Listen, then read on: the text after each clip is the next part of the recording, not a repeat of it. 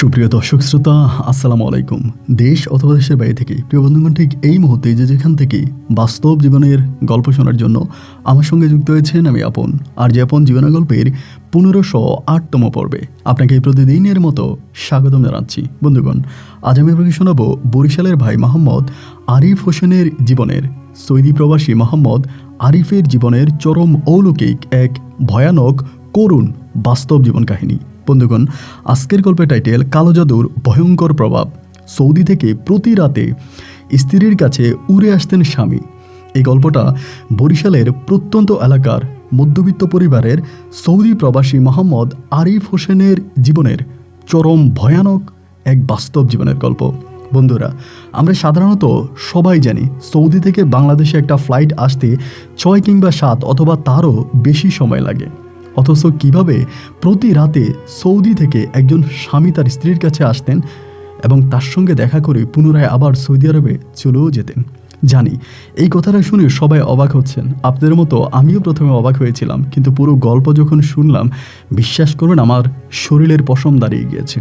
কালো জাদুর কথা কোরআন কিতাবে আছে, কালো জাদু মানুষকে করে, কিন্তু কালো জাদুর এমন ভয়ঙ্কর প্রভাব যে হতে পারে এই গল্পটা না শুনলে আমি আসলেই বিশ্বাস করতাম না। এটা শুধু একটা গল্পই নয়, প্রতিটা প্রবাসীর পরিবারের জন্য আমার কাছে মনে হয় এই গল্পটা হয়ে থাকবে এক সতর্কতার প্রতীক হয়ে।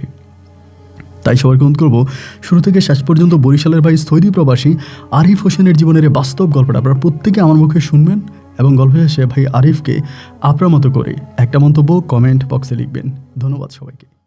সম্মানিত বন্ধুগণ, আসসালামু আলাইকুম। আমার নাম মোহাম্মদ আরিফ হোসেন, আমার বাড়ি বরিশাল বিভাগে।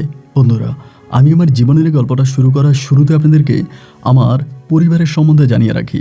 আমার পরিবারে আমি আছি, আমার বাবা আছে, মা আছে, রয়েছে আমার দাদিমণির সহ আমার বড় একটা জেঠিমণি আর জ্যাঠাতো ভাই বোন। এছাড়া আমাদের পরিবারে আরও সদস্য রয়েছে, আমার নিজের বড় একটা বোন সহ ছোট 2টা ভাই। আমরা টোটাল 3 ভাই 1 বোন। আমাদের পরিবারটা বরিশাল বিভাগের অদূরের কোনো এক অজপাড়া গায়ের এক উচ্চ মধ্যবিত্ত পরিবার। আমি শুনেছিলাম আমার বাবা ছিলেন একজন প্রাইমারি স্কুলের শিক্ষক এবং তিনি প্রাইমারি স্কুলের শিক্ষকতা করতেন। হঠাৎ করে আমার বাবার ব্রেনে সমস্যা দেখা দেয়। এক কথায় বলতে গেলে আমার বাবা পাগল হয়ে যায় এবং পাগল হয়ে গিয়ে আমার বাবার ওই প্রাইমারি স্কুলের চাকরি চলে যায়।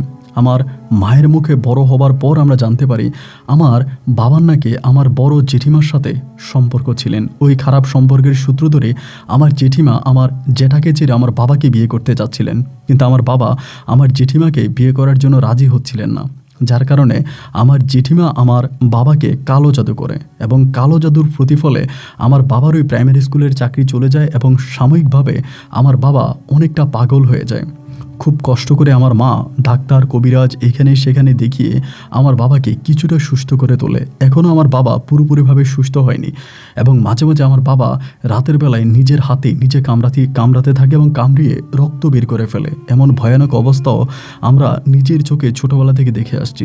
এবং যেটা সবচেয়ে ভয়ানক ছিল সেটা হচ্ছে রাতের বেলায় আমরা যখন সবাই ঘুমিয়ে পড়তাম, মধ্যরাতে কিংবা অনেক সময় দেখা যায় রাত 2টা কি 3টা বাজে, ফজরের খানিকটা আগে কে জানি আমাদের উঠানে এসে আমার বাবার নাম ধরে ডাকতো।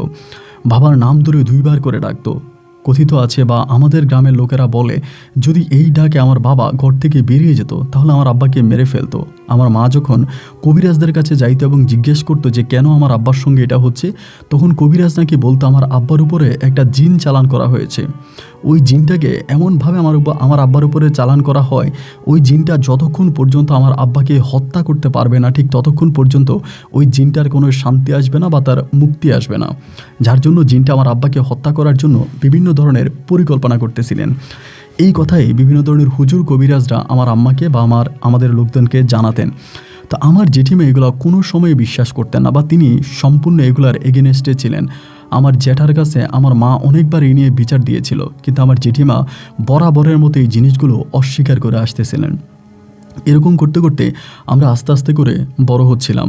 আমি তখন মোটামুটি প্রায় অনেকটাই বড় হয়ে যাই। আমি যখন হাই স্কুলে ক্লাস 10-এ পড়ি, ওই মুহূর্তে আমার বড় বোনের জন্য খুব ভালো একটা বিয়ের ঘর আসে, কিন্তু বিয়ের ঘরটা ভেঙে যায়। বিয়ের ঘরটা ভেঙে যাওয়ার কারণ হচ্ছে আমাদের বাড়ি থেকে মেইন রাস্তা থেকে নামার পরে সর্বপ্রথম হচ্ছে আমার জ্যাঠার বাড়ি। এবং জ্যাঠার বাড়ির পরেই হচ্ছে আমাদের বাড়ি। সুতরাং জ্যাঠার বাড়ির উঠান দিয়ে আমাদের বাড়িতে আসতে হয়। অনেক সময় দেখা যায় কি বাড়ির তো তেমন কোনো রাস্তা নাই, যেহেতু ওই রাস্তা দিয়ে আমাদের বাড়িতে আসতে হয়। আমার জেঠিমার সাথে যেহেতু আমাদের সম্পর্ক ভালো না, আমার জেঠিমা উঠানের মধ্যে ছাটা অথবা বিভিন্ন ধরনের কাঁটা এটা সেটা বিছিয়ে রাখতেন। এবং যখন আমার বোনকে দেখার জন্য মানুষ আসে, শুনেছিলাম আমার জেঠিমা নাকি তার ঘর থেকে ভাতের মার তাদের উপরে ছিটকে মারে, মানে তাদের উপরে মারে। এবং এই রকম ঘটনাগুলো আমাদের পরিবারে প্রতিনিয়তই ঘটতে থাকতো।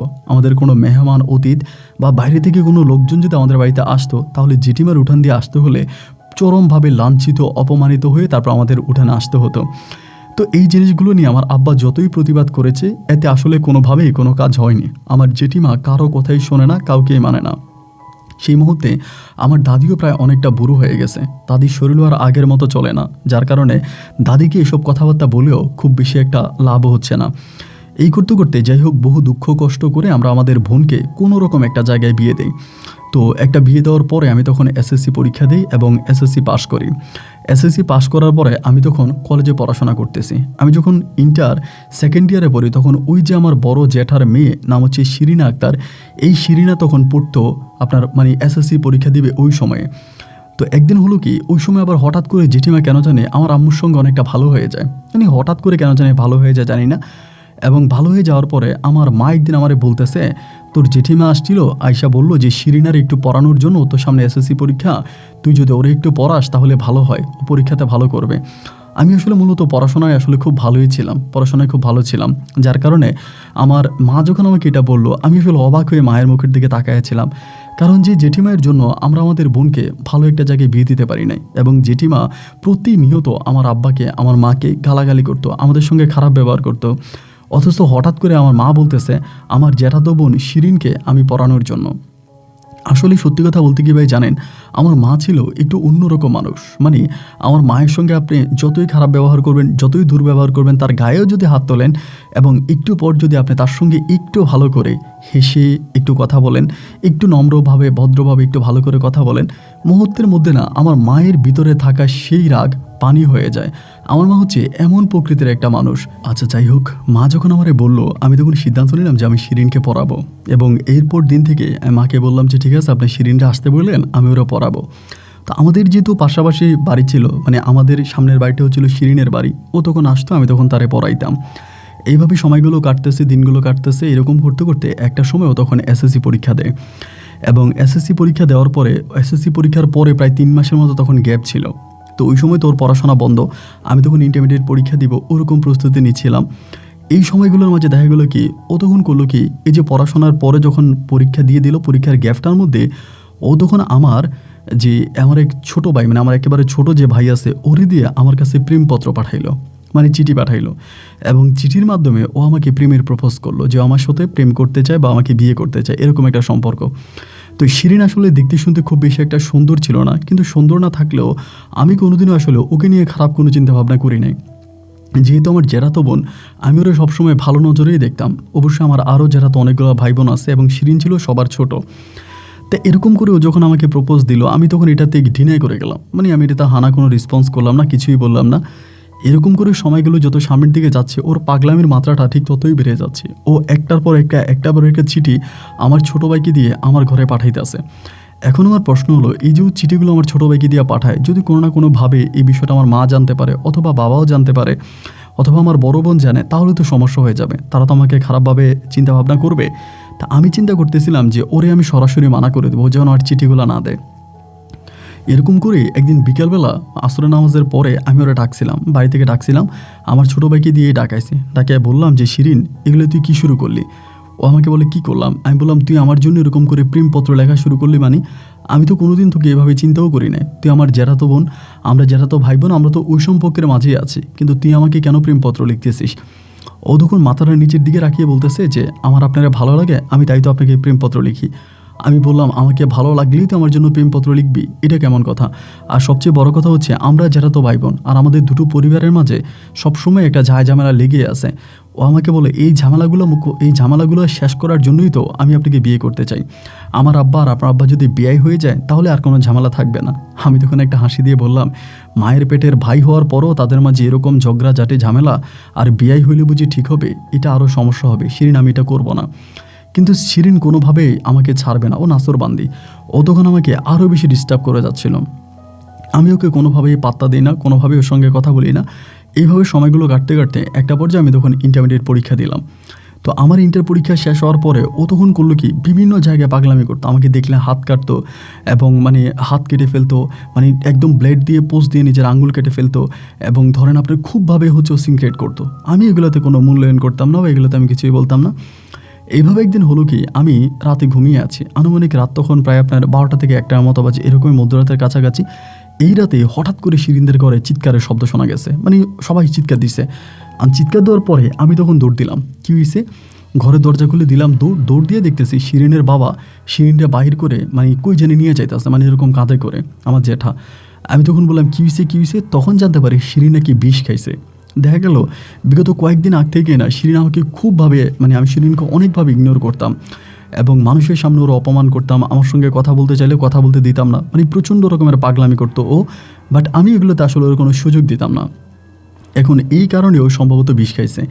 ও যখন বিষ খাইছে ভাই, আমি তখন প্রচণ্ড ভয় পেয়ে গেলাম। আয় হায়, যদি ওর কিছু একটা হয়ে যায়, ও যদি মরে যায়, তাহলে তো আমার জ্যাঠা আমাকে আস্থা রাখবে না। কারণ আমার জ্যাঠা শিরিনকে অনেক ভালোবাসে, শিরিনকে অনেক পছন্দ করে। উনি যদি জানে যে আমি এরকম কোনো ঘটনা ঘটাইছি, তাহলে তার আমার অস্তিত্ব ঠিক রাখবে না।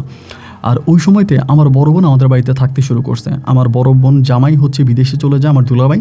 তো আমার বড় বোন আমাদের বাসায় থাকে। এবার বড় বোনও চিল্লি শুরু করছে, কী হয়েছে শিরিনের, হঠাৎ করে শিরিন কেন বিষ খাইলো, কী কারণে খাইলো। এখন তো আমি আর বুঝতে পারলাম না। যাই হোক, ওরা তখন হসপিটালে নিয়ে গেছে। আমি তো আল্লাহরে রাখতে গলা শুকিয়ে ফেলতেছি, আল্লাহ যাতে শিরিনের কিছু একটা না হয়, আল্লাহ শিরিন যাতে বেঁচে থাকে, এটাই করতেছিলাম। যাই হোক, হসপিটালে যাওয়ার পর একটা সময় একটা সুখবর আসলো যে আলহামদুলিল্লাহ শিরিন এখন আশঙ্কা মুক্ত, এখন ঠিক আছে। তো আমি তখন ভাবলাম যে যাই হোক, ও তো এখনও সুস্থ আছে, তাহলে আর কোনো সমস্যা নেই। এইভাবে আরও কয়েকটা দিন কেটে গেল। একটা সময় ওকে বাড়িতে আনছে, এবং বাড়িতে আনার কিছুদিন পরে, প্রায় 2 থেকে 3 দিন পরে, একদিন আমার জেঠিমা আমাকে ডাকছে। বৃষ্টির সময় ছিল, কাঁঠাল পাকছিল, ওদের কাঁঠালের গন্ধ আসতেছিল। জেঠিমা আমারে বলে যে আরিফ আয় ঘরে আয়, কাঁঠাল খেয়ে যা। তো শিরিন কিন্তু আবার ওই হসপিটাল থেকে আসার পর আর আমার সঙ্গে খুব বেশি একটা কথা বলে না, ও ঘরের মধ্যেই থাকে, আর আমি ওর সঙ্গে আর কথা বলি না। তো জেঠিমা যখন কাঁঠাল খাওয়ার জন্য ডাকছে, আমি তখন ঘরে গেলাম। ঘরে যাওয়ার পরে জেঠিমা আমারে কাঁঠাল দিতেছে, আমি কাঁঠাল খাইতেছে। তো আমি আবার এদিক সেদিক উকি মেরে চাইতেছি যে শিরিন কোথাও আছে কিনা, ওরে তো দেখি না, কোথাও আছে কিনা। পরে কাঁঠাল খাইতে খাইতে আমার জেঠিমা বলতেছে, তুই এদিক সেদিক কী খুঁজতেছিস, কারে খুঁজিস? আমি বললাম, জেঠিমা খুঁজতেছি শিরিনরে তো দেখি না, শিরিন কই? বলো ও আছে, ওর ঘরে আছে, মনে হয় ঘুমাইতেছে। আমি আর কথা বাড়াইলাম না, কাঁঠাল খাইলাম। খাওয়ার পরে যেটি আমার বলতেছে, তুই একটু পাকঘরের দিকে আয়, তোর সঙ্গে একটু কথা আছে। তো পাকঘরের দিকে যখন গেছি, যাওয়ার পরে বৃষ্টি পড়তেছে, কিন্তু তখন মুষলধারে বৃষ্টি হইতেছে। জেঠিমা তখন আমার বলতেছে যে আরিফ, আমার একটা সত্যি কথা বলবি? আমি বললাম জি জেঠিমা বলেন। বলে শিরিনের লগে তোর সম্পর্কটা কি? এমনি বলতেছে। এটা বলার পরেই ভাই আমার কলিজার নিচে এক চিপ মারছে। আয় হায়, জেঠি তো খুব ডিয়ারিং একটা মানুষ, আমাকে যেহেতু এটা ডিরেক্টলি জিজ্ঞেস করে ফেলছে, তাহলে জেঠিমা আল্লাহ না জানে কি করে। আমি তখন বললাম, জেঠিমা আপনি এটা কী বলতেছেন? শিরিনের সঙ্গে তো আমার কোনো সম্পর্ক নাই। জেঠি আমারে বলে, শিরিনের সঙ্গে যদি তোর কোনো সম্পর্কই না থাকবে, তাহলে কি শিরিনে এমনি বিষ খাইছে? আমি তখন নিচের দিকে তাকায় আছি। জেঠিমা আমার বলে, দেখ এখনও সময় আছে, আমি এটা তোর জ্যাঠারাও জানাই নাই, কাউরেও জানাই নাই, যে কোনো মাধ্যমে যেহেতু আমি জানতে পারছি তোদের দুজনের মাঝে একটা সম্পর্ক আছে, এখন সেই সম্পর্কের সূত্র ধরে আমি তোরে জিজ্ঞেস করছি, তুই আমার এই সত্যি কথা বল যে ওর সঙ্গে তোর কী সম্পর্ক। আমি আবারও জেঠিমারে বলতেছি যে জেঠিমা আসলে শিরিনের সঙ্গে আমার কোনো সম্পর্ক নাই, আপনি যেটা মনে করতেছেন বিষয়টা আসলে এরকম কিছুই না। এবার জেঠিমা আমারে বলতেছে, তাইলে কি তুই চাস যে আমি এটা তোর জ্যাঠাকে জানাই অথবা তোর আব্বা আম্মাকে জানাই? এটা এরপরে একটা সমস্যায় যাবি। দেখ, তোর যদি ওর সঙ্গে কোনো সম্পর্ক থাকে বা তোদের ওই সম্পর্কটা আমি মেনে নিলাম, আমার তরফ থেকে কোনো সমস্যা নাই, আমি নিজে তোদেরকে বিয়ে পড়াই দিব। এটা আমি কাউকে জানাবো না, কাউকে শোনাবো না। আমার মেয়েটার কোনো ক্ষতি হোক আমি এটাও চাই না, বা তোর কোনো ক্ষতি হোক আমি সেটাও চাই না। তোরা তো জ্যাঠা তো ভাই বোন, শরিয়াত মোতাবেক তো তোরা বিয়ে করতেই পারিস। সো আমি শরিয়াত মোতাবেকে তোর সঙ্গে ওর বিয়ে দিয়ে দিব। আমি তখন বললাম, জেঠিমা এটা আপনি কী বলতেছেন? তাইলে আমি আপনাকে সত্য কথা বলি, আসলে ও আমার জন্য প্রেমপত্র লিখছিল এবং ও আমাকে প্রপোজও করছে, কিন্তু জেঠিমা আমি আসলে এইসবের প্রতি আসক্ত ছিলাম না, আমি ওকে মানা করছি। আর আমি যে ওকে মানা করছি, ওকে ইগনোর করছি, আমার মন জানি কেন বলতেছে এই জন্যই ও মনে হয় বিষ খাইছে। জেঠি তখন আমারে বলতেছে, তার মানে কি এক হাতে তালি বাজে না? এক হাতে কখনো তালি বাজে না, অবশ্যই তুই কিছু না কিছু করছিস, নাহলে আমার মেয়ে তোর জন্য পাগল হবে কেন? এখনও সময় আছে। আমার মেয়ে অলরেডি হসপিটাল থেকে এসে খাওয়া দাওয়া বন্ধ করে দিছে, যদি আমার মেয়ের কিছু হয় তোদের বংশ আমি নির্বংশ করে দিব, আমারে তো জিনিস না, আমি কি জিনিস পরে বুঝবি। এগুলো বলে জেঠিমা চিল্লে করলো এবং আমি তখন বেরিয়ে গেছি। বেরিয়ে যাওয়ার পরে বাড়িতে গেছি এই ঘটনা মনে হয় আমার আম্মা মনে হয় শুনছে, কারো না কারোর কাছে শুনছেন, আম্মা যেটি চিল্লে করছে, আম্মা মনে হয় নিজেই বুঝছে। রাতের বেলায় মা আমারে জিজ্ঞেস করতেছে, আরিফ তোর জেঠি তোরে ডাইকে নিছিল কেন? আমি বললাম কাঁঠাল খাওয়ার জন্য। বলে কাঁঠাল খাওয়ার পরে পাকঘরে বসে কী কথা বলছিলি? তো পাকের ঘরের সাথে কিন্তু আমাদের ঘরটা আর কি, তো আবার পাকের ঘরে কথা বললে কিন্তু আমাদের ঘর থেকে শোনাও যায়। আমি তখন বললাম যে না মা, আমি কিছু বলি নাই। মা বলে দেখ সত্যি কথা বল, আমি তো অনেকটা নরম ছিলাম, এখন কিন্তু আমি আর নরম থাকবো না, এবার কিন্তু আমি গরম হয়ে যাব। আমার ছেলে মেয়ের নিয়ে টানাটানি করলে আমি এটা সহ্য করবো না, কী হয়েছে বল। আমি বললাম তাহলে মা শোনো এই ঘটনা। আম্মা বলে এই মেয়ে আমার ছেলের দিয়া তোরে বারবার প্রেমের প্রস্তাব পাঠাইছে, তোর সঙ্গে এত পাগলামি করছে, এত ঝামেলা করছে, এই মেয়ে এখন উল্টা নাটক করতেছে, আমি এসব সবই বুঝি, ওর উল্টা নাটক আমি ছুটাই দিব। মানে আমার আম্মা তখন প্রচুর চিল্লে করতেছে এবং ওই মেয়ে তো আমারই চিনে না, আমি এই করবো আমি সেই করবো, আম্মা এরকম করতেছে। এবার আস্তে আস্তে করে দুই পরিবারের মাঝে এই নিয়ে তখন শুরু হলো এক মহা গণ্ডগোল। আমার আম্মাও তখন জেনে গেছে, আমার জিটিও তখন জানছে, আমার আব্বাও জানছে, যেটাও জানছে, তখন এই দুই পরিবারের মাঝে তুমুল পরিমাণের ঝগড়া এই নিয়ে। এরই মাঝে আমি তো ঠিক আছে, ঠিকমতো খাওয়া দাওয়া করি, আমার কাজ কাম পড়াশোনা সবই ঠিক আছে, কিন্তু এদিক থেকে দেখা গেল যে শিরিনের অবস্থা খারাপ, ওরে কেউ খাওয়াইতে পারে না। এবং আমার জেঠিমা আমাদের ঘরে আয়সা বলতেছে যে আরিফ তুই একটু আয় না, একটু তুই আয়, ওরা খাইতে বলো, তো না খাইলে মরে যাবে, তুই একটু আয় না। আমার মা আমারে বলে কেন আমার ছেলে যাবে না। ওই সময়তে কিন্তু আমার মা অনেক হার্ড হয়ে গেছে।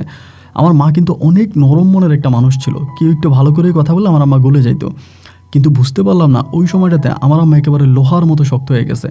আমার আম্মার কথা হচ্ছে আমি আমার ছেলে মেয়েদেরকে নিয়ে কোনো স্যাক্রিফাইস করব না, আমি আমার ছেলে মেয়েদেরকে নিয়ে কোনো রকমের কারোর সঙ্গে কোনো কিছু করব না।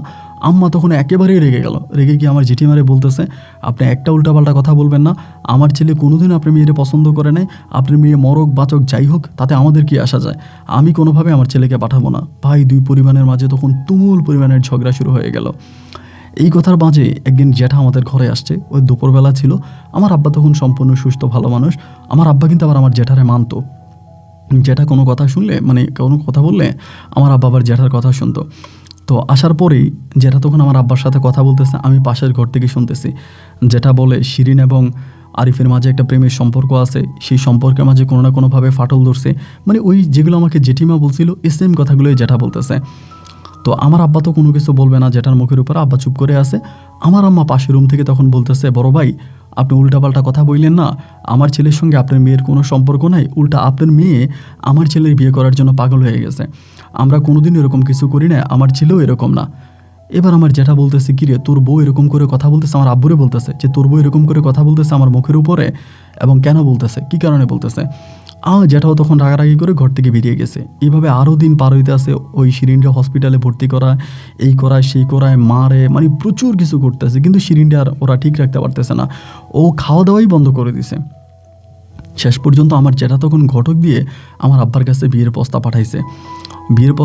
আমার আব্বা তখন প্রত্যাখ্যান করছে, আমার আব্বা মানে না টানে না, এই সেই মাঝে ওই সময়ের ভিতরে আমার বড় মামা আর বড় মামি আসছিল আমাদের বাড়িতে বেড়ানোর জন্য। এই ঘটনাগুলোর মাঝে এই পর্যায়ে এসে আমার বড় মামা তখন আমার মায়েরে বলতেছে, এটা কিন্তু আমার নিজের কানে শোনা, আমি নিজেই শুনছি। আমার বড় মামা আমার মায়েরে বলতেছে দেখ তুই যতই লাফালাফি করিস বা যাই করিস, তোর জামাই কিন্তু তার বড় ভাইয়ের কথায় উঠে আর বসে, তোর জামাই কিন্তু আগে পরে রাজি হয়ে যাবে শিরিন রে তোর ছেলের বিয়ে করানোর জন্য, তুই কিন্তু শক্ত হয়ে পারবি না। ওই সময়টাতে আসলেই কিন্তু আমার আব্বা অনেক দুর্বল হয়ে গেছে, মানে আব্বা অনেকটা রাজি হয়ে গেছে ওরকম পর্যায়ে। তো আমার বড় মামা বলতেছে একটা কাজ কর, সুযোগে একটা মানে সদ্ব্যবহার করে ফেল, যেহেতু ওরা এরকম করতেছে তাদের মেয়ের বিয়ে দেওয়ার জন্য, আর তোর ছেলেও তোর স্বামীও যখন রাজি হয়ে যাবে তাহলে তো তোর কিছু করার থাকবে না।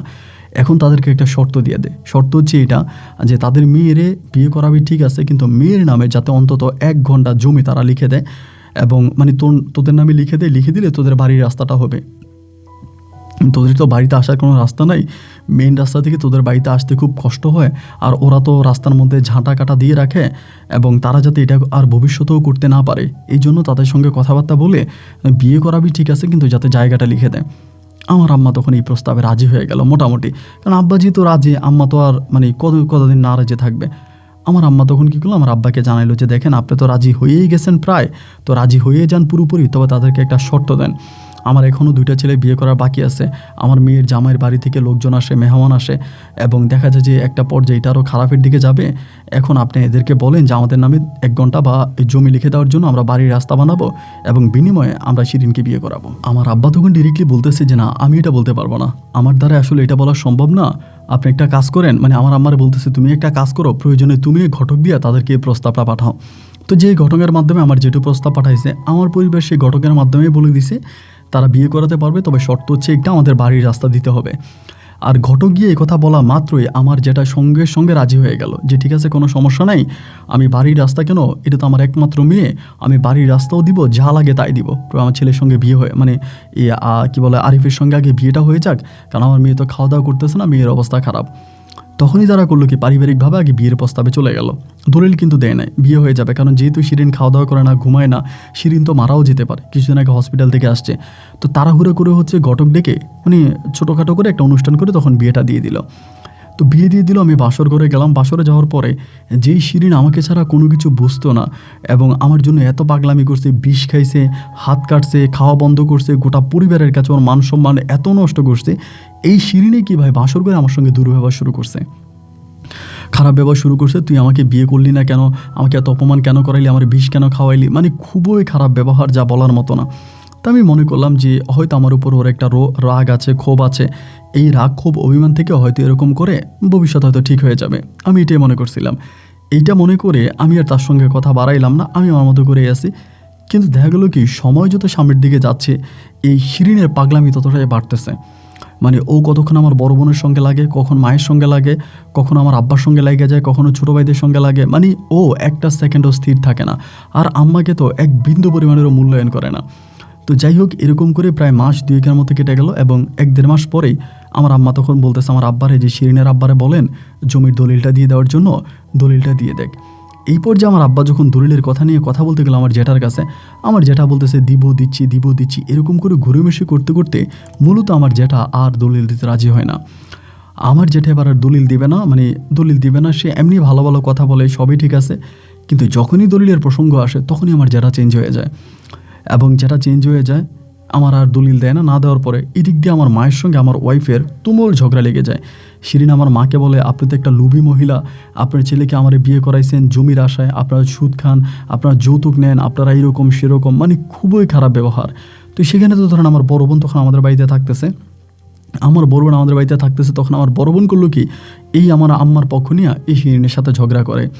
আমার ঘরটা তখন হয়ে গেল কি ভাই জানেন, একটা পাইকদানি পাড়ার মতো, একটা বেদেপল্লির মতো হয়ে গেল। মানে প্রচণ্ড রকমের ঝামেলা ঝগড়া প্রতিনিয়ত আমার ঘরের মধ্যে হচ্ছে। আমার মা আমার বউর কথা শোনে না, আমার বউ আমার মায়ের কথা শোনে না, মধ্যে দিয়ে আমার বোনে হচ্ছে ঘন্টা বাজায়। মানে আর এদিক থেকে 19 থেকে 20 হলে আমার জেঠিমা দৌড়ে আসে, আমার জ্যাঠা দৌড়ে আসে, আমার জ্যাঠাতে যে অন্য ভাই বোনরা আছে তারা দৌড়ে আসে। মানে কি আর আপনারা বলবো, মানে এক কথা বলতে গেলে এটা গৃহযুদ্ধের মতো হয়ে গেছে। আমি প্রতিটা রাতে কান্না করতাম এবং রাতের বেলায় ঘুমাইতে গেলে শিরিন আমাকে একটা সেকেন্ডের জন্য ঘুমাইতে দিত না। আমার কানের কাছে শুধু ভ্যান করতো, তুমি কিছু বলো না কেন, তোমার মা এরকম করে, তোমার বাপে এরকম করে, তারা এটা করতেছে, ওরাও এটা করতেছে, তুমি বলো না কেন। মানে এত পরিমাণের দুর্ব্যবহার, খারাপ ব্যবহার, যা আসলেই ভাই বলার মতো না।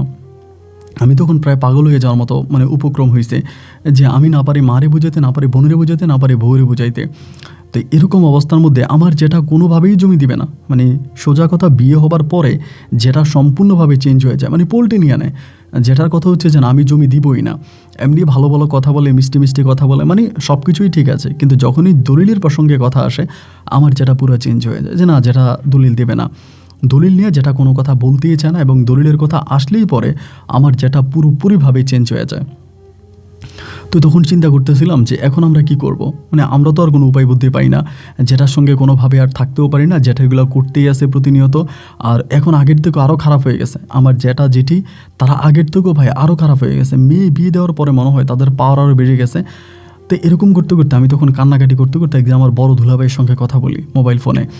দুলাভাইরে তখন বলি, দুলাভাই দেখেন আমার অবস্থা তো খুব নাজেহাল অবস্থা, আমি তো বাড়িতে থাকতে পারি। তখন এই ঝামেলায় পরে আমার পড়াশোনাও বন্ধ হয়ে যায়।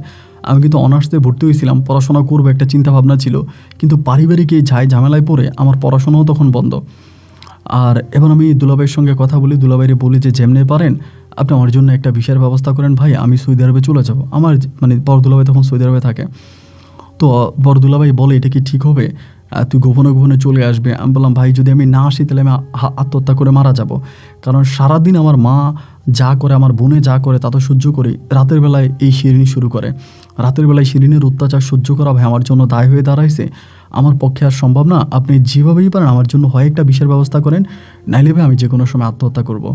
তো এগুলো যখন আমি আমার দুলাভাইরে বলতেছিলাম, দুলাভাই তখন মোটামুটি একটু ভয় পেয়ে যায় যে আমি সিরিয়াস কোনো কিছু করে ফেলি কিনা। দুলাভাই তখন বলতেছে যে আচ্ছা ঠিক আছে, সমস্যা নাই, তুই মন খারাপ করিস না, তুই তাহলে গোপনে একটা পাসপোর্ট করে আমার ছবি পাঠা, আমি দেখি কিছু করা যায় কিনা। তো এবার দুলাভাইয়ের সঙ্গে কথাবার্তা বললে আমি তখন গোপনে গোপনে পাসপোর্ট করি এবং পাসপোর্টের কপি দুলাভাইয়ের জন্য পাঠাই। পাঠানোর বেশি সময় লাগে না, অল্প সময়ের মধ্যে তখন ভিসা লেগে যায়। তো আমার ভিসার জন্য যেই টাকা লাগছিল এই সম্পূর্ণ টাকাই কিন্তু দুলাভাই দিছে। মানে দুলাভাইয়ের কথা হচ্ছে যে আমি বিদেশে গিয়ে চাকরি করে তারপর দুলাভাইয়ের ঋণ শোধ করব, এবং ওই হিসাবেই দুলাভাই আমাকে ভিসাটা দিয়েছিল, এবং ওই ভিসাটাই ছিল দুলাভাইয়ের কফিলের মানে দোকানের ভিসা আর কি। পরে আমি যেদিন চলে যাব ওই দিনের আগ পর্যন্ত আমি কাউরে জানাই না। আর আমার দুলাভাই এতটাও ভালো ছিল যে আমি না বলার পর্যন্ত দুলাভাই আমার বোনেরও পর্যন্ত বলে নাই। আমার যে বোনের সঙ্গে দুলাভাই সংসার করেছে, আমার সেই বোনেরও পর্যন্ত দুলাভাই বলে নাই যে আমি আরিফরে বিদেশে নিয়ে আসতেছি বা আরিফের ফ্লাইট অমুক দিন, এটাও বলে নাই। পরিবারের কাউরি না জানে আমি বললাম যে রাতের বেলা ওখানে মানে খেলা আছে, আমি রাতের বেলায় খেলা দেখতে যাব। আর বেশিরভাগ সময় আমি রাতের বেলায় বাইরে গেলে শিরিনি খুব খারাপ ব্যবহার করতো, বাট ওই দিনও আর খারাপ ব্যবহার করে নাই। যাই হোক, আমি ঘর থেকে ভাই মানে আপনি বিশ্বাস করবেন শুধু লুঙ্গি আর গেঞ্জি পরে বের হয়েছি, কোনো জামা কাপড় কোনো কিছুই নেই নে। আমি সরাসরি ওখান থেকে বের হয়ে আমার এক বন্ধুর বাড়িতে এসে জামা কাপড় পাল্টায়া সেখান থেকে আমি তখন ঢাকার উদ্দেশ্যে রওনা দিছি। ঢাকা এয়ারপোর্ট আসি এবং এয়ারপোর্ট থেকে আমি তখন ডিরেক্টলি হচ্ছে সৌদি আরবের ফ্লাইটে উঠে যাই। তো আমি সৌদি আরবে চলে গেছি, দুলাভাইয়ের সঙ্গে দেখা হয়েছে, এবং এরপরে সৌদি আরবে যাওয়ার পরে আমি তখন আমার পরিবারকে জানাইছি। কিন্তু দুলাভাই আমাকে বলে দিছে যে আরিফ, তোমার যে ভিসা আমি দিছি বা আমি যে তোমাকে নিয়ে আসছি এটা কিন্তু তুমি কারো কাছে বইলো না, কারণ এটা বললে তোমার আব্বা আম্মার কাছে আমি সারা জীবন ঋণী থাকবো। তারা আমারে কালারিং ভাববে যে আমি কেন তাদেরকে জানাইলাম না, এরকম একটা সিদ্ধান্ত আমি একাই নিলাম বা এটা আমি করছি, তারা ভালো মনে করবে না। দুলাভাই আমার খুব ভালো সাপোর্টে ছিল। দেন আমি তখন বললাম যে আচ্ছা দুলাভাই, প্রবলেম নাই, এটা আমি কাউকে বলবো না, আমার পরিবারের কাউকে জানাবো না, আপনি ভাই নিয়ে টেনশন করেন না। তো যেমন কথা তেমন কাজ, আমি এরপরই বিষয়টা নিয়ে আর কারোর সঙ্গেই কোনো আলোচনা করি নাই। আমার পরিবার পরিজন কাউকে মানে দুলাভাইয়ের কথা বলি নাই। আমি বলছি আমি ভিসা কিনছি, আমি চলে আসছি, আমি দুলাভাইয়ের কথা বলি নাই। তো এভাবে প্রায় বছর খানিকের মতো দুলাভাইয়ের কফিলের দোকানে থাকি। আর এদিক দিয়ে ভাই শিরিন আমাকে ফোন দিলে এত পরিমাণে দুর্ব্যবহার করতো, এত পরিমাণের খারাপ ব্যবহার করতো, যা আসলে স্বাভাবিকভাবে মেনে নেওয়া আমার জন্য খুব দায় হয়ে দাঁড়াইছে। ওর এই খারাপ ব্যবহার, খারাপ অত্যাচার, খারাপ কথাবার্তা আমি এগুলো মানতে পারতেছিলাম না। আমি বারবার বলতেছিলাম যে আমার সঙ্গে এরকম দুর্ব্যবহার করো না, আমার সঙ্গে এরকম খারাপ আচরণ করো না, আমি এগুলো নিতে পারি না, প্লিজ তুমি ঠান্ডা হও, শান্ত হও।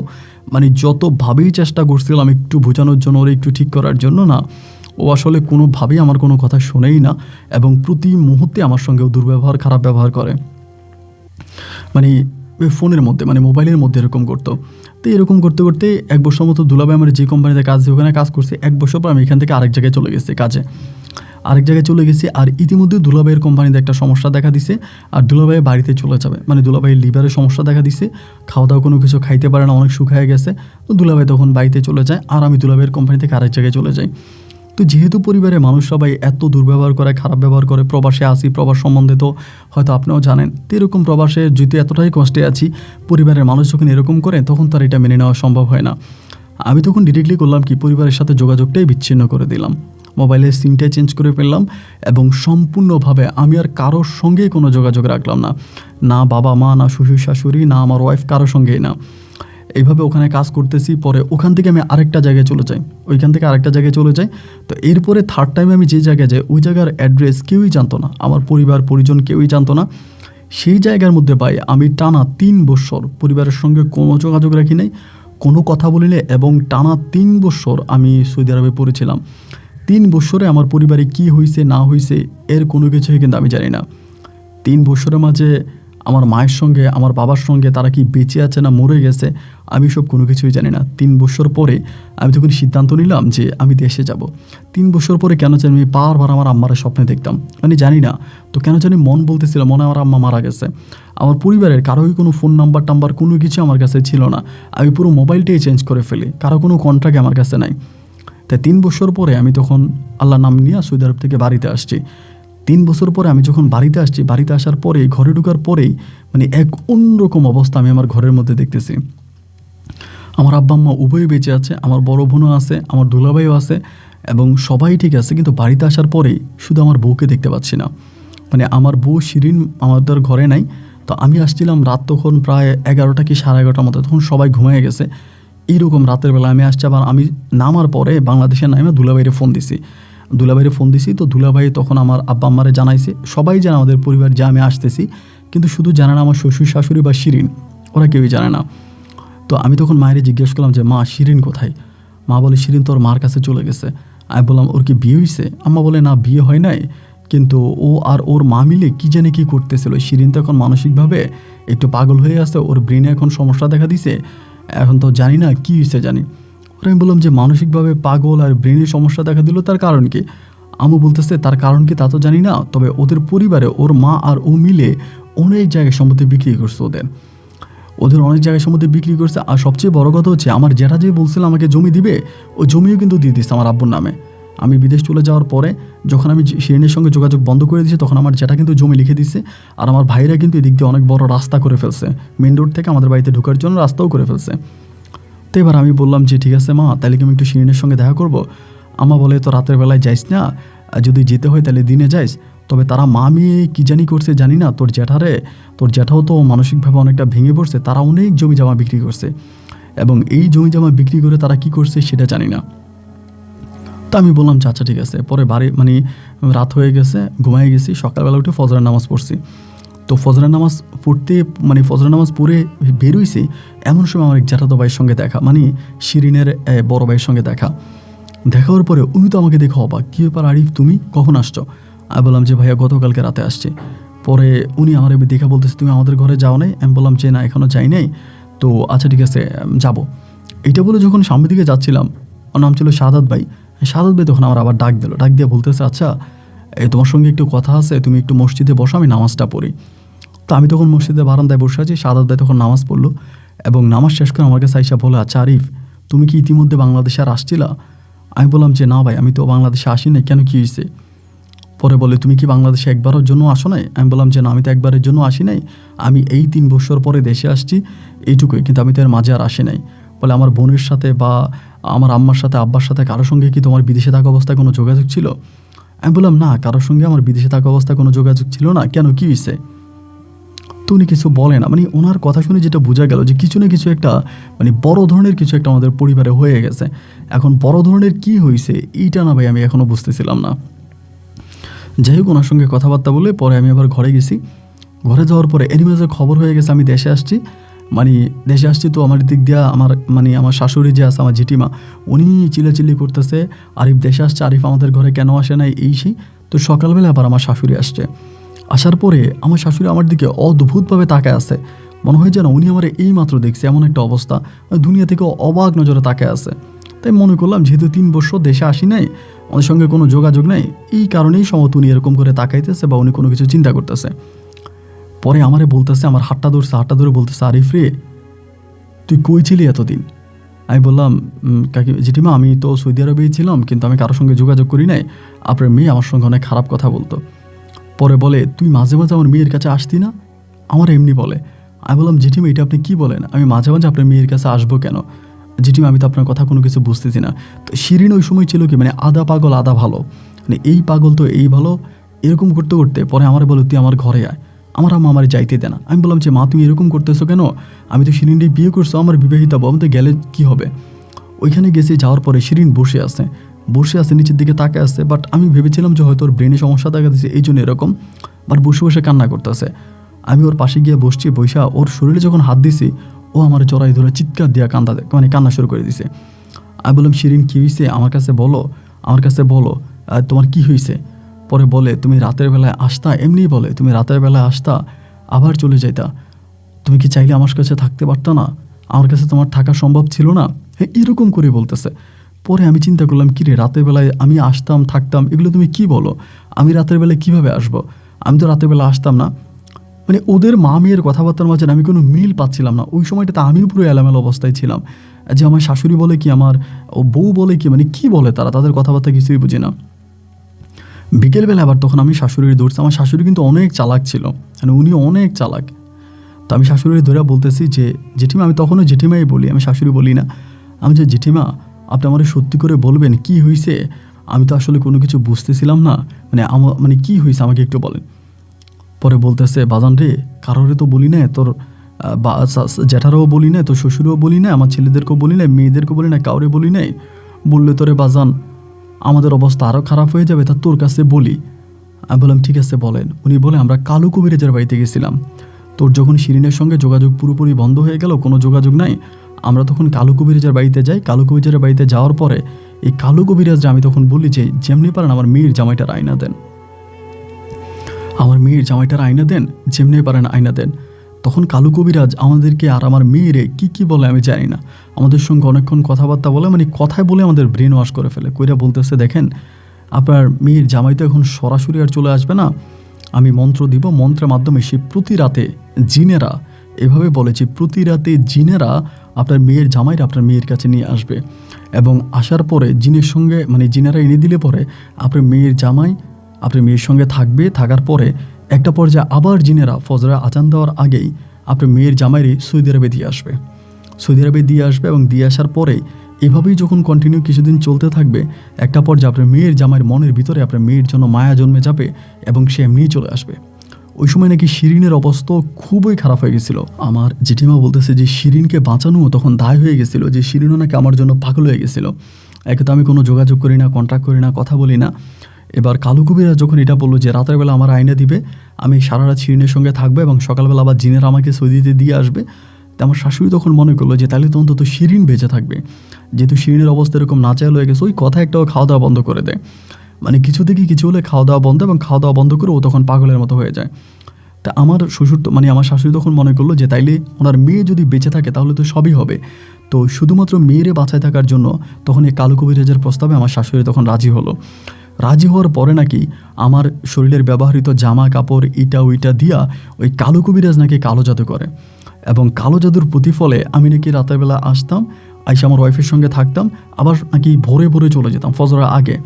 তো শিরিনকে যখন শিরিনের মা জিজ্ঞেস করতো যে তোর কাছে কি ও আসছে, শিরিন তখন বলে হ্যাঁ, গতকালকে রাতে আসছে, আমার সঙ্গে ছিল, আবার ভোর রাতে চলে গেছে। এইরকম করে নাকি বেশ কয়েকবার আমি আসছিলাম। আর এরই মাঝে কালু কবিরাজ টাকা দাবি করতো আমার শাশুড়ির কাছে, মানে তাদেরও ব্রেন ওয়াশ করে ফেলে। এবং আমার শাশুড়ি তখন আমার শ্বশুরে চাপ দিত, আমার জ্যাঠারে চাপ দিত, চাপ দেওয়া জমি বেচায়, জমি বিক্রি করতো, এবং ওই জমি বিক্রি টাকা কালু কবিরাজরে দিত। এইরকম করতে করতে অনেক দিন চলার পরেই নাকি হঠাৎ করে শিরিন মানসিকভাবে পাগল হয়ে যায়, এবং ও যখন পাগল হয়ে যায় এরপর থেকে আর আমি নাকি আসতাম না। এবং এরপর যখন ও কিছুটা ভালো হয় তখন থেকে তো এইভাবে আধা পাগল আধা ভালোর মাঝে আছে। তারই মাঝে প্রায় অনেক টাকা, লক্ষ লক্ষ টাকা কালো কবিরাজ তাদের কাছ থেকে নিয়ে গেছে। তা আমি তখন আমার শাশুড়ি বললাম, এই যে এতগুলো টাকা আপনার কালো কবিরাজরে দিয়ে দিলেন, কালো কবিরাজ কালো জাদু করলো, আমার মানে এরকমটা করলো, তো এগুলো কি আপনি আমার জ্যাঠা অথবা আমার জ্যাঠা তো ভাই কাউরে জানান নাই?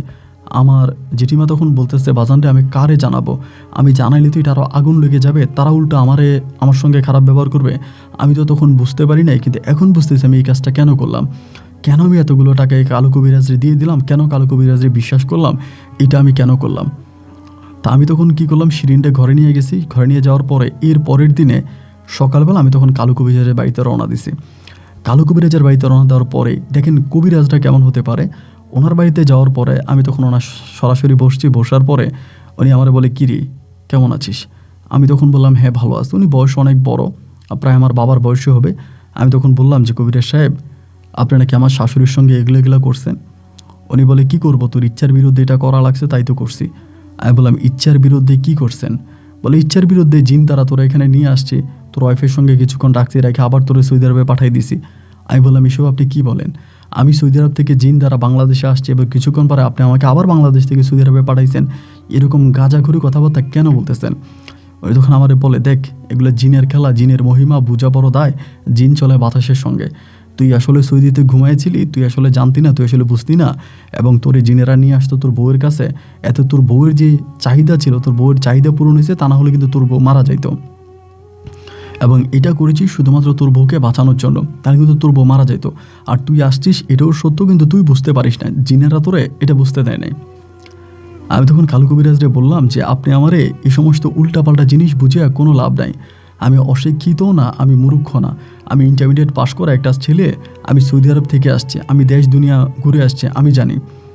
আপনি আমার শাশুড়ির কাছ থেকে এই টাকাগুলো নিছেন, আপনি সম্মানের সহিত আমার শাশুড়ির এই টাকাগুলো ফিরিয়ে দিবেন।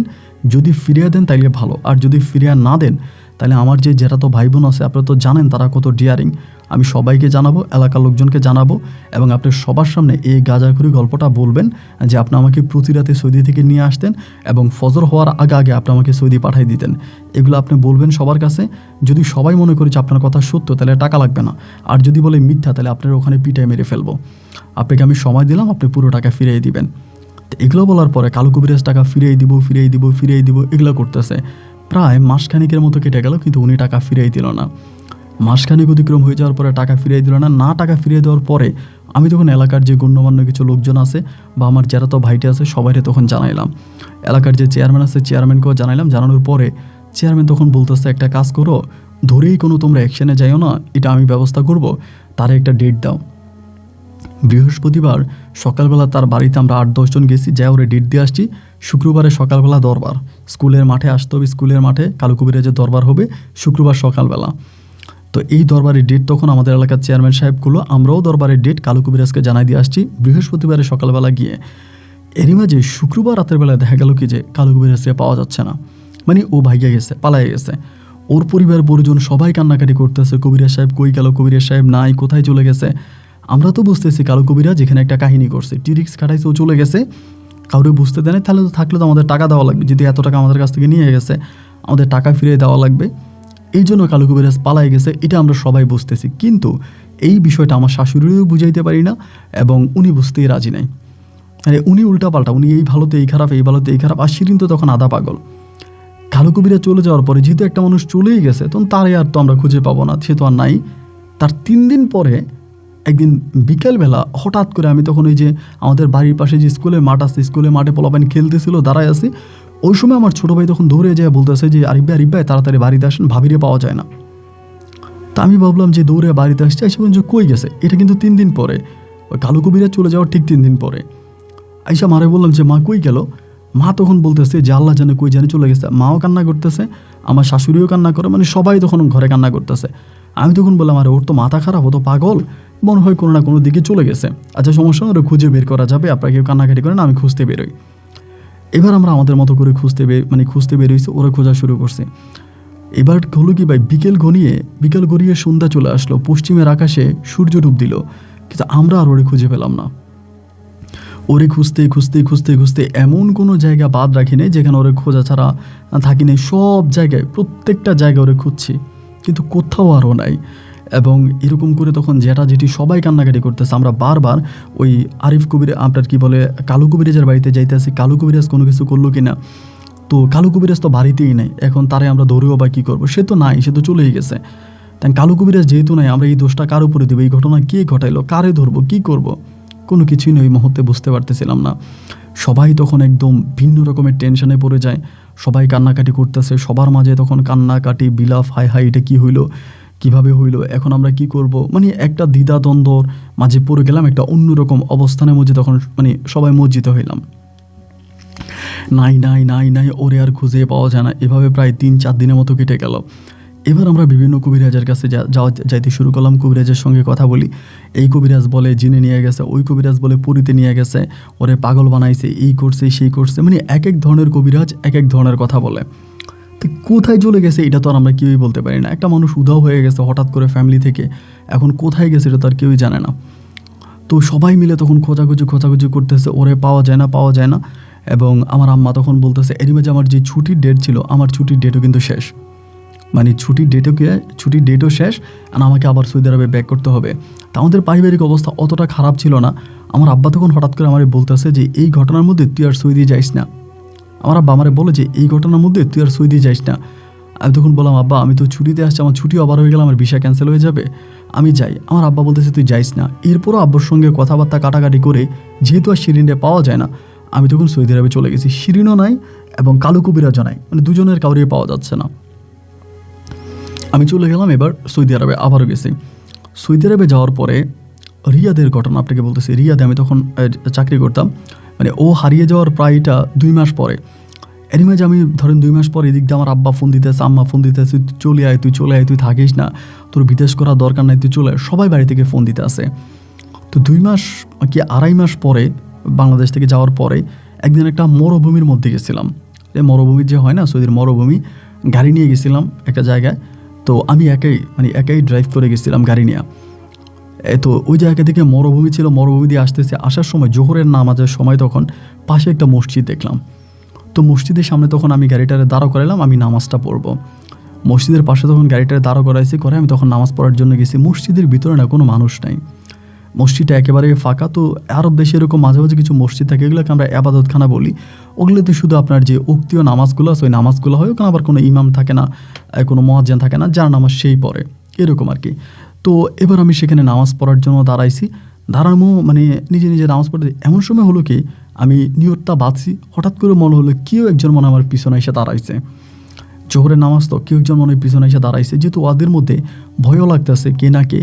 এবং ওই যে যিনি দাঁড়াইছে ওনার গলার শব্দটা কেমন জানি একটু অন্যরকম লাগতেছে, মানে একটু ভয়ানক লাগতেছে। মানে কীরকম আমি আপনাকে বলি, ধরুন গরু জবাই দিলে দেখবেন যেরকম একটা গোংরানো শব্দ হয় না, এরকম একটা শব্দ তখন ওনার গলা থেকে বেরিয়ে আসতেছে।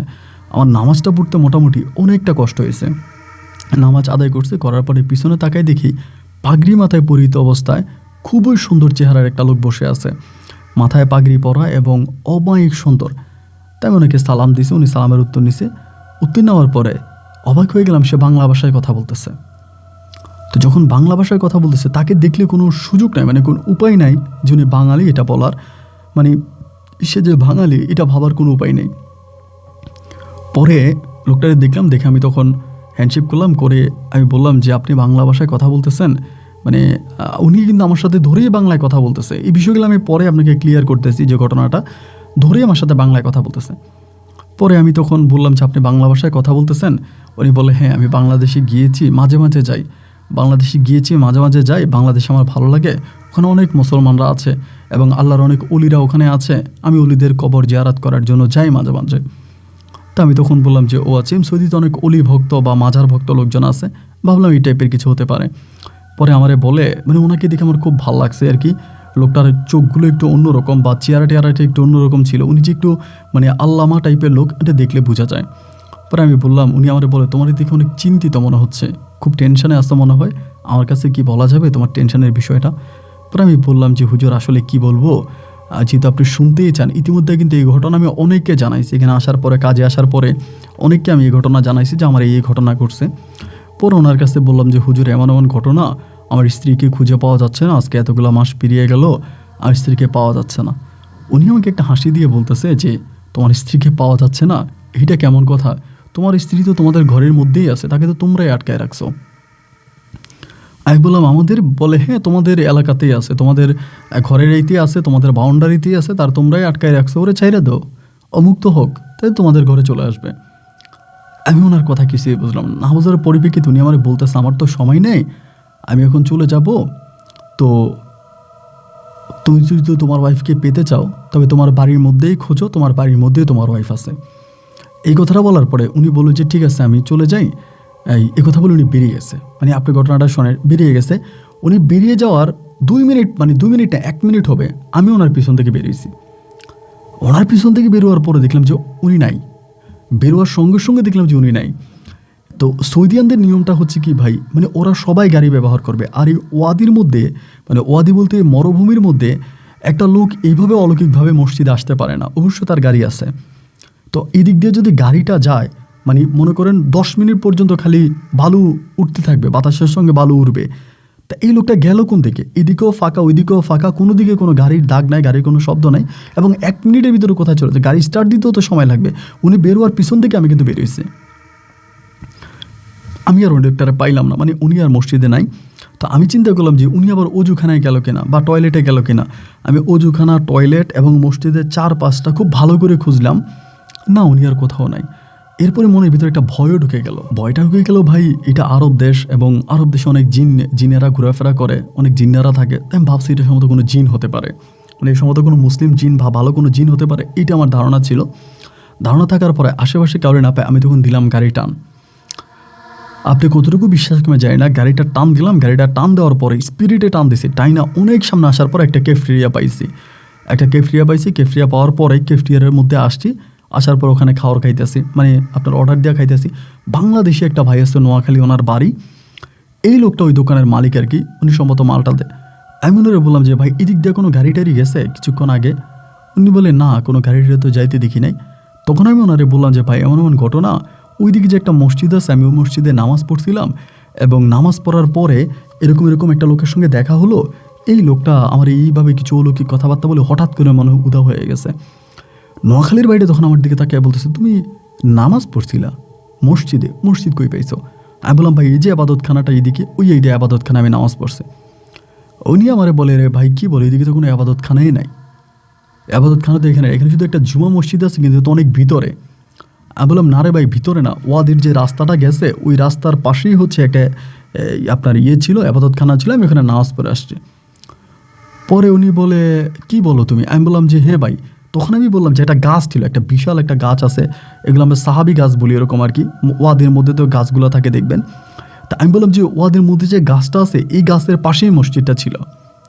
উনি বলে, ভাই গাছের পাশে ওইখানে একটা বড় গাছ আছে, গাছের পাশে কোনো মসজিদ নেই। গাছটা পার হওয়ার পরে এদিক দিয়ে একটা রাস্তা গেছে, ওই রাস্তাটা দিয়ে সোজা প্রায় 2 কিলোমিটার সামনে যাওয়ার পরে সেখানে একটা জুমা মসজিদ আছে, কিন্তু এখানে তো কোনো মসজিদ নেই, তুমি এগুলো কী বলো? আমি ওনার বিশ্বাস, লাস্টে আমি বললে ভাই আপনার বিশ্বাস না করলে আপনি আমার সঙ্গে চলেন, আপনি আমার সঙ্গে চলেন। উনি বলে যে না, আমি আর যাব না, তবে ওইদিকে কোনো মসজিদ নেই। এমন সময় আরেক উমানিয়া আপনার এই সৌদিয়ান একটা আসছে। সৌদিয়ানেতে আসার পরে আমি সৌদিয়ানের বললাম যে দেখ এদিকে দিকে এরকম মসজিদ। সৌদিয়ান বলে ওইখানে কোনো মসজিদে নেই, তোরে কে বলে মসজিদ আছে? আমি বলে আমি মসজিদ। সৌদি বলে আমি তো ওইদিকে যাবো, তাতে আমার সঙ্গে কোথায় মসজিদ আছে আমার দেখা। ভাই বিশ্বাস করবেন, আমি ওই সৌদিয়ানের পিছনে আমার গাড়িটা টান দিলাম। গাড়িটা টান দিয়ে আমি সেই ওয়াদি পর্যন্ত গেলাম। ওয়াদিতে যাওয়ার পরে গাছটা দেখলাম, কিন্তু গাছটার পাশে ভাই কোনো মসজিদ নেই। গাছটার পাশে কোনো মসজিদ নেই, একদম পুরা খালি, একদম পুরা খালি। অথচ আমি এই জায়গায় উজু করছি, আপনার টয়লেট ছিল, এরপর আপনার ছিল, সব ছিল। এটা তো ভুলে যাওয়ার কোনো কথা নাই, মানে ভুলার তো কোনো সুযোগে নাই। এখান থেকে এখানে এটা কিভাবে ভুলে যাব?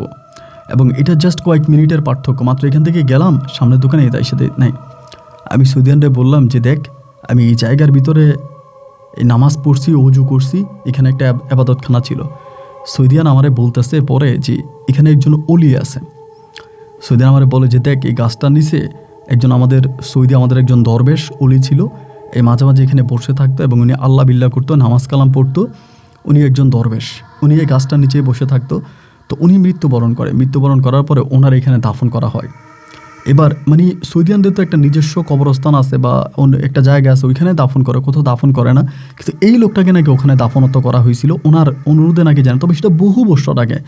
আমার সৌদি বলতেছে তা আমি শুনেছি আমার পূর্বপুরুষের মুখে, আমার দাদার মুখে শুনছি এখানে কেউ একজন ছিল, তাকে এখানে দাফন করা হয়েছে। তো তুই এখানে থাকিস না, তুই চলে যা। সৌদি যখন এটা বললো যে তুই এখানে থাকিস না, তুই চলে যা, আমার শরীরটা ভাই তখন পুরো ভার হয়ে গেছে। আমি মুহূর্তের মধ্যে গাড়িটা এখানে টান দিয়ে তখন চলে আসছি। আইসা ক্যাফটেরিয়ার মধ্যে পুরো 1 লিটার পানি, আপনার গট করে 1 লিটার পানি খেলাম। খাওয়ার পরে নোয়াখালীর ভাই বলতেছে, কি ভাই মসজিদ পাইছেন? আমি বললাম ভাই আমি কোনো মসজিদ পাই নাই, তবে এই নোয়াখালীর লোকটা আমার বলতেছে ভাই আপনি যে জায়গাটার কথা বলতেছেন ওই জায়গাটাতে নাকি মাঝে মাঝে অনেকেই বলে রাতের বেলায় যখন যারা গাড়ি নিয়ে রোড দিয়ে যায় তারা নাকি দেখতে পায় যে ওখানে একজন দরবেশ টাইপের পাগড়ি পরে একটা লোক ওখানে দাঁড়ায় আছে গাছের নিচে বা বসে আছে, এরকমভাবে অনেকেই নাকি দেখতে পায়। তা আমি তখন বললাম তাইলে সম্ভবত ওইটাই হইতে পারে, আমি সম্ভবত ওনাকেই দেখছি। কিন্তু মসজিদটা কেমনে আসলো? একটা মসজিদ তো সহজ কোনো কথা না, একটা লোককে দেখলাম সেটা আলাদা বিষয়, কিন্তু মসজিদ ছিল, অজুখানা ছিল, এরপরে আপনার টয়লেট ছিল, আমি চারপাশে হাঁটলাম, এই তো কিছুক্ষণ আগের ঘটনা। তো উনি আমার বলে ভাই আপনি চলে যান, আপনি থাকলে এখানে আরও সমস্যা হবে। আমি তখন গাড়িটা নিয়ে টান দিয়ে চলে আসছি। বাসা আসার পরে রাতের বেলায় কোনোভাবেই ঘুমাইতে পারি না। বাড়ি থেকে মা ফোন দিল, মায়ের পুরো ঘটনা জানাইলাম। মা বলে আমাদের বাড়িতে বন্দি আছে, আমাদের বাড়িতে কেমনি ও বন্দি থাকবে, এটা কেমন কথা? আমাদের বাড়িতে তো এরকম কিছুই না, আমরা ওরা কই পাবো? তো ভাই আমিও 15 দিনের মতো আরও সৌদি আরবে ছিলাম, কিন্তু কোনোভাবেই মনে আর বুঝাইতে পারি না। আমি এবার আমার কফিলরে বললাম যে আমি দেশে যাব, তুই আমারে ছুটি দে। কফিলে আমারে বলতেছে তুই সৌদি থেকে আসলে, বাংলাদেশ থেকে আসলে কয়দিন হয়েছে, আমি তোর এখন আর ছুটি দিব না। তখন আর মনটার ভিতরে আর বুঝাতে পারি না, মনটার মধ্যে ভাই খুব কষ্ট লাগতেছে আর কি, কি হইতেছে আমার সঙ্গে বুঝতেছি না। পরে সৌদিরে বললাম যে তা খালাস তুই আমার ক্যান্সেল দে, আমি চলে যাব। পরে রাগারাগি করে সৌদির কাছ থেকে ক্যান্সেল নিয়ে আমি তখন বাংলাদেশে চলে আসি। বাড়িতে যাওয়ার পরে খালি চিন্তা করি যে আমারে বললো আমাদের ঘরের মধ্যে আছে, আমাদের ঘরে লুকিয়ে রাখছি, তা আমাদের ঘরের ভিতরেও কে বন্দি থাকবে? ভাই আপনি বিশ্বাস করবেন না, দিন নাই রাত নাই শুধু আমাদের ঘরের মধ্যে খুঁজে কোনো কুকুর বন্দি আছে কিনা, কোনো বিড়াল বন্দি আছে কিনা, বা কাউরে কোনো রশি দিয়া বন্দি করে রাখছে কিনা, কোথাও ওরে পাই না, মানে কোথাও নাই, মানে কোনো জায়গার মধ্যে নাই। এবার খুঁজতে নাই রে ভাই, নাই, একেবারেই নাই। এইভাবে প্রায় আমি বাংলাদেশে আসার আরও মাসখানি কেটে গেছে। আর ইতিমধ্যে কিন্তু টাকা পয়সা খরচ করতেছি ভাই, প্রচুর টাকা খরচ করতেছি। মানে আমরা দুইটা পরিবার পুরো শেষ হয়ে গেছে। আমার জ্যাঠার পরিবার, আমাদের পরিবার পুরো শেষ। টাকা পয়সা আমরা অঢালে ঢালতেছি, এখানে ঢালতেছি, ওইখানে ঢালতেছি, বিভিন্ন জায়গায় ঢালতেছি, শুধুমাত্র ওরে খুঁজতেছি কত একটা ওরে যদি খুঁজে পাই। কিন্তু না, ওরে আর কোথাও খুঁজে পাওয়া যায় না, ও আর কোথাও নাই, ও একেবারেই নাই, ওরে আর আমরা পাই না। এই ঘটনার প্রায় 1.5 মাস পরে, আমি সৌদি থেকে আসার 1.5 মাস পরে একদিন বিকালবেলায় আমি বসে আছি উঠানের ভিতরে। এই সময় আমার একটা ভাগ্নি, মানে আমার বড় বোনের মেয়ে, ওই একটা আপনার খাঁচা, মানে এরকম একটা খাঁচার মতো লোহার একটা খাঁচার ভিতরে একটা কি জানি ওটা খাওয়াইতেছে, মানে পানি খাওয়াইতেছে। তা পানি খাওয়াইতেছে দেখে আমি তখন ওর কাছে গেলাম, যেয়ে দেখলাম যে একটা অদ্ভুত রকমের পাখি। এরকম পাখি সচরাচর আমি দেখি নাই কখনো, আমাদের চোখে পড়ে নাই। তা আমার ছোটো বোনের, মানে আমার বড় বোনের মেয়ে, ওর বয়স কিন্তু আবার খুব বেশি না, হয়তো আপনার 6-7 বছরের মতো হবে এরকম। তাই ওর নাম ছিল মাহমুদা। আমি তো বললাম যে মাহমুদা এটা কি মামা? পরে বলছে মামা এটা পাখি। তখন আমি বললাম যে ইদম পাখি তো মামা দেখি নেই, দেখি একটু পাখিটা। মা মুখটা দরজাটা খোলো, তো ও দরজা খোলে না। তো পাখিটার দিকে ভালো করে তাকে আমি দেখলাম কি এটার চোখগুলো একেবারেই লাল, মানে পাখিটা আকার অনেকটা ছোট, বড় না, টুনটুনি পাখির মতো অনেকটা দেখতে, টুনটুনি পাখির মতো। কিন্তু এইটার মানে আপনার এটার পাখিটার ভিতরে একটা ঝিকঝিক একটা মানে গোল্ডেন একটা ভাব আছে, মানে কালারিং একটা ভাব আছে। পরে চোখগুলোর দিকে তাকে, চোখগুলো খুব লাল, আবার চোখগুলো যে লাল, চোখগুলো থেকে পানিও পড়তেছে। তো ও যে খাওয়াইতেছে এটা আমার দিকে এক দৃষ্টিতে তাকায় আছে। মানে বললাম মাহমুদা তুই দরজা খোল মামা, ওই দরজা খোলে না। আসলে জোরাজোরি করে তখন আমি দরজাটা খুলে দিছি। দরজাটা খুলে দেওয়ার পরে মুহূর্তের মধ্যে পাখিটা ফুরুত করে উড়াল দিয়ে বেরিয়ে গেছে। বেরিয়ে যাওয়ার পর ও চিল্লাচিল্লি শুরু করছে, পাখি কই মামা, আমার পাখি ছেড়ে দিছে। এই আমার বোন তখন দৌড়ে আসছে, এসে বলে কী হয়েছে? আমি বললাম যে পাখি একটা ছেড়ে দিছে। আমার বোন বলতে ছাড়লেই কে, ওইটা কোত্থেকে আনছে? তা এই কথাবার্তার ধরেন আপনার সঙ্গে আমার কথাবার্তা শেষ হলো আমার বোনের সঙ্গে, আমার ভাগ্নির সঙ্গে। এবার আমি রাত্রেবেলা আমরা তখন শুইতে গেছি। আপন ভাই আনুমানিক রাত তখন 1টার মতো বাজে। হঠাৎ করে ভাই আমার বউ এসে আমাদেরকে ডাকতে শুরু করছে, দরজা খোলেন, আমারে পানি দেন, আমার গলা শুকিয়ে গেছে, পানি দেন, দরজা খোলেন। একদম ডাইরেক্ট আমাদের পিঠাতে, মানে ওদের ঘরে না, আমাদের ঘরে। আমার আম্মা তো দরজা খুলে দিছে চিৎকার দেওয়ার পরে, যেহেতু আমার জ্যাঠাদের ঘর ছিল, জ্যাঠা তখন দৌড়ে আসছে, জেঠিমা দৌড়ে আসছে, একদম সবাই তখন আসছে। ও হঠাৎ করে কই ছিল, তারপরে ও তখন পাগল, একদম মানসিকভাবে সম্পূর্ণভাবে পাগল। ওরে জিজ্ঞেস করেছে তুই ছিলি কই, কোথায় ছিল, কিছু বলতে আসছে না। পানি দিছে গট করে, পুরো 1 জগ পানি খেয়ে ফেলছে, পুরো 1 জগ পানিও খেয়ে ফেলছে।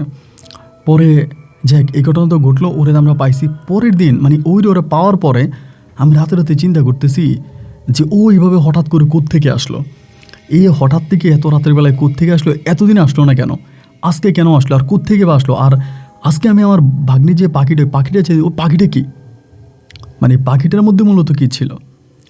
এইবার আমার ভাগ্নিরা আমি ধরছি পরের দিন ধরে, বলতেছি মামা তুমি পাখিটা কই পাইছো? পরে বলে পাখিটা আমার একটা লোকে দিছে। তাই বললাম লোকটা কীরকম? পরে বলে চাদর গায়ে দেওয়া, মুখটা দেখা যায় না, এরকম করে চাদর গায়ে দেওয়া, মুখটা দেখা যায় না, আমার এই খাঁচাটা সহ পাখিটা দিছে। তাই বললাম খাঁচাটা সহ পাখিটা তোমার দিছে? বলছে হ্যাঁ, আমার পাখিটা খাঁচাটা সহ দিছে, আর এটার আমার পালতে বলছে এটাকে যাতে না ছেড়ে দিই। তারপর আমি আমার বোনের জিজ্ঞেস করলাম যে বোন এই ঘটনা। আমার বোন তখন আমার ভাগ্নিরা আবার জিজ্ঞেস তোরে কেমনে দিছে। আমার ভাগ্নি তখন বলে যে লোকটারে চিনি না, খাঁচা সহ দিছে।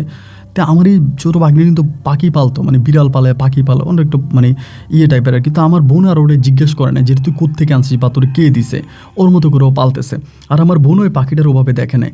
আর আমার ভাগ্নি কি করতো, পাখিটার সবসময় মানে এরকম করে ঢাকনা দিয়ে রাখতো। তো কি ঘটলো বা এর কোনো ব্যাখ্যা ভাই আমরা আজও দিতে পারিনি। এবং আজকের এই দিন পর্যন্ত এই কালো কবিরাজকে কিন্তু আর খুঁজে পাওয়া যায় নাই, এবং কালো কবিরাজ কিন্তু আর আসে নাই। মানে এখন অনেকেই মনে করে কালো কবিরাজ সম্ভবত মারা গেছে। অনেকের খুঁজেই পাওয়া যায় না, উনি আর টোটালি আসে না এই পর্যন্ত। কিন্তু এখন পর্যন্ত আমার বউ শিরিন আক্তার, সে এখনও পাগল, এবং আমাদের কোনো সন্তানাদি এই পর্যন্ত হয় নাই। এবং এখন আমি তো ধরেন একদম মোটামুটি জীবনের প্রান্তিক বয়সে এসে দাঁড়িয়েছি। এই জায়গায় এসে আমি আসলে কি করব না করব কোনো কিছু বুঝতে পারি নাই। অনেকেই বলতো বিয়ে শাদী কর, বিয়ে শাদী কর। আমিও আর আসলে ওর দিকে তাকায় বিয়ে শাদী করি নাই। ভাবছিলাম হয়তো ভালো হবে, কিন্তু ও আর ভালো হলো না। তা আমার এই জায়গায় আসার পরে আমার আসলে মূলত আমার বড় বোন যে আছে, আমার যে বড় বোনের ভাগ্নের কথা আপনাকে বলছি, ওই বড় বোনের মাধ্যমে আমি আপনাকে পাইছি। আমার বোন আপনার গল্পগুলো শুনতো, এবং সেখান থেকে একদিন আমি আমার বোনের সঙ্গে আপনার চট্টগ্রামে একটা ঘটনা শুনলাম, শুনে ভালো লাগলো। সেখান থেকে আমি আর আমার বোন মিলে আপনাকে আমাদের গল্পটা লিখলাম, আপনি চাইলে এটা রেকর্ড করতে পারেন। আর ভালো থাকবেন। আসসালামু আলাইকুম। প্রিয় দর্শক বন্ধুরা, সবাইকে অনেক বেশি ধন্যবাদ। এই পর্যন্ত আমার সঙ্গে থেকে বরিশালের ভাই মোহাম্মদ আরিফ হোসেনের জীবনের চরম অলৌকিক ভয়ানক গল্পটা শোনার জন্য। এই গল্প আপনার কাছে কেমন লেগেছে সেই গল্পের বিষয়ে আপনি অবশ্যই আমাকে লিখবেন। এবং এটুকু আপনাকে বলে রাখি যে আরিফ ভাই সৌদি একজন প্রবাসী ছিলেন, তার প্রবাস জীবনের সমাপ্তি ঘটলো, এবং তার বউ যে শিরিন আক্তার ছিল সে সারা জীবনের জন্য পাগল হয়ে গেল। এই সমস্ত কিছুর পিছনে একটাই কারণ, সেটা হচ্ছে কালো জাদু। একটা হাজব্যান্ড যখন বিদেশে থাকে, একটা পুরুষ যখন বিদেশে থাকে, আমিও প্রবাসে ছিলাম, আমি জানি। দেখেন, প্রবাসে যখন কেউ থাকে তখন তার প্রচুর কাজের চাপ থাকে। আমরা হয়তো এই যে কাপড়টা আমার বাসার কাজের ভুয়া ধুয়ে দিয়েছে, কিন্তু আমার প্রবাসে থাকলে এটা আমার নিজে ধোয়া লাগতো, আমার নিজের কাজ নিজে করা লাগতো, রান্না বান্না করা লাগতো, জামা কাপড় ধোয়া লাগতো, বাসা পরিষ্কার করা লাগতো। আবার 8-10 ঘন্টা 15 ঘন্টা, আবার অনেকেই আপনি শুনলে অবাক হয়ে যাবেন 18 ঘন্টা পর্যন্ত ডিউটি করা লাগে। তো এরপরে আসলে প্রত্যেকটা পুরুষ একটা চাপের মাঝে থাকে। আর তাদের যে বউগুলো দেশে থাকে তারা মনে করে কি যে আমার হাজব্যান্ড আমার সঙ্গে কথা বলে না, আমার হাজব্যান্ড আমার কল রিসিভ করে না, বিকজ ও হয়তো কোনো পরকীয়ায় লিপ্ত হয়ে গেছে, ও সম্ভবত কোনো মেয়ের সঙ্গে কিছু একটা করে ফেলেছে। তখনই তারা করে কি বিভিন্ন কবিরাজের কাছে যায় যে আমার স্বামী কেন কথা বলে না, কেন এই করে না সেই করে না। আর এই কবিরাজরাই তখনই দুর্বলতার সুযোগগুলো আনে। তো আমার যে বোনেরা আজকে এই গল্প শুনেছেন, আপনাদেরকে বলবো যে আপনারা সতর্ক হন।